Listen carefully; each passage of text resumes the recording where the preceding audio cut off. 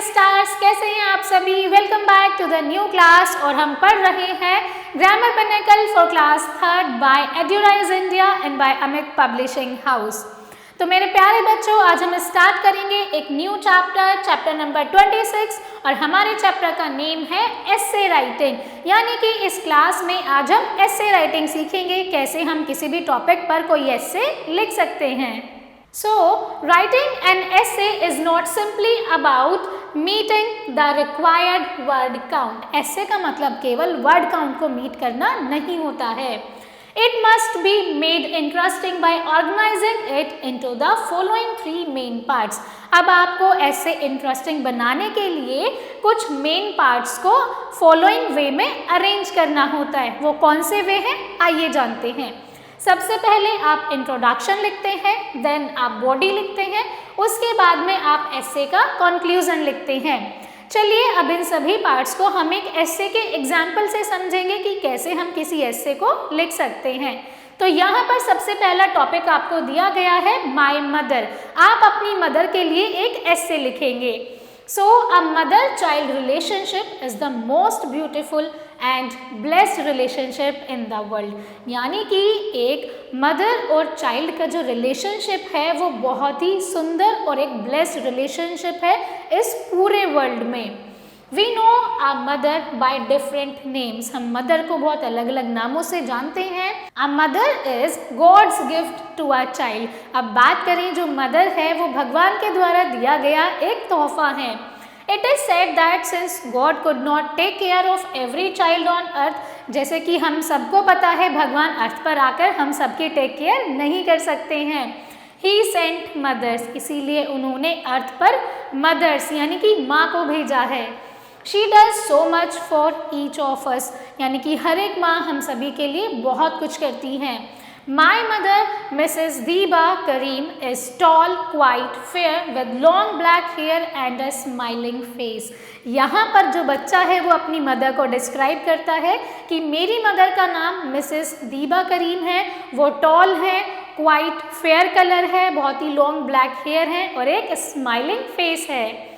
She cooks our food with the help of Radha दीदी, वो हमारे लिए राधा दीदी की हेल्प से खाना बनाती हैं। Our domestic helper, जो हमारे डोमेस्टिक हेल्पर हैं। She helps father with his business, वो पापा को बिजनेस में हेल्प करती हैं। Supervises our studies, हमारी स्टडीज़ को सुपरवाइज करती हैं। Takes care of our clothes, plans our weekly outings and our annual holidays, साथ ही में वो हमारे एनुअल हॉलीडेज प्लान करती हैं, वीकली हॉलीडेज प्लान करती हैं और साथ ही में वो हमारे क्लोथ्स की भी टेक केयर करती हैं। She feels very strongly about issues like saving trees and dolphins, protecting India's beaches and conserving water. She writes articles in magazines, वो magazines में articles लिखती है, and newspapers, creating awareness among people to be kind to nature and to street animals. साथ ही में वो लोगों में awareness फैलाती हैं कि कैसे उन्हें सभी के प्रति दयालुता से रहना चाहिए। She does a lot of social work in the locality and knows almost every family that lives on our street. यानी कि वो बहुत ज़्यादा सोशल वर्क करती हैं और साथ ही में जितने भी लोग हमारी गली में रहते हैं वो उन सबको जानती हैं। People are drawn to her because of her loving nature. जो लोग हैं उनके तरफ मोहित होते हैं उनके बहुत ही लविंग नेचर की वजह से। She is perhaps the best house manager. हो सकता है शायद वो बेस्ट हाउस मैनेजर हैं। She keeps her home epic and decorates it with fresh flowers and keeps changing the furniture arrangement off and on. वो घर को बहुत अच्छे से सजाती हैं, नीट एंड क्लीन रखती हैं और वो फर्नीचर के अरेंजमेंट को भी चेंज करती रहती हैं। She is terrified of cockroaches, वो कॉकरोचेस से डरती हैं। And whenever we hear I scream, जब भी हम उनकी चिल्लाती हुई आवाज़ सुनते हैं, We know a cockroach has dared to enter our home. तो हम समझ जाते हैं कि कॉकरोच ने हमारे घर में घुसने की हिम्मत कर दी है। She always encourages us to be honest. वो हमेशा encourage करती है कि हमें ईमानदार रहना चाहिए। Kind and caring, साथ ही में kind और caring भी। She makes sure that we write to दादाजी and दादी जी और call them every week. वो हमें ये भी याद दिलाती है कि हर हफ्ते हमें दादाजी और दादी जी से भी बात करनी है। She tells us to be proud of our country, वो हमें बताती है कि हमें हमारे देश पर गर्व होना चाहिए, and gets very annoyed if we by mistake throw even a toffee wrapper on the road, और हमें रोड पर कोई भी टॉफी रैपर नहीं फेंकना चाहिए। अगर आप कोई रैपर फेंक देते हैं तो आपको गिल्टी फील होना चाहिए। She tells us that if we can not help others, वो हमें बताती हैं कि अगर हम दूसरों की सहायता नहीं कर सकते हैं, at least we should not harm anyone, तब हमें किसी को भी नुकसान नहीं पहुंचाना चाहिए। We never forget to tell her how much we love her and her cheerful nature, हम कभी भी नहीं भूलते हैं कि हम उन्हें कितना प्यार करते हैं। हम उन्हें हमेशा याद दिलाते हैं कि उनका जो चेयरफुल नेचर है उसकी वजह से हम सब उन्हें बहुत प्यार करते हैं। Long for her hugs and kisses the moment we are away from her, we have learned to be compassionate and caring because she is a role model, यानी कि वो हमारी रोल मॉडल हैं। She is our best teacher, friend and guide, साथ ही में वो हमारी best friend है, सबसे अच्छी दोस्त है और सबसे अच्छी गाइड है। Now we will see the second essay.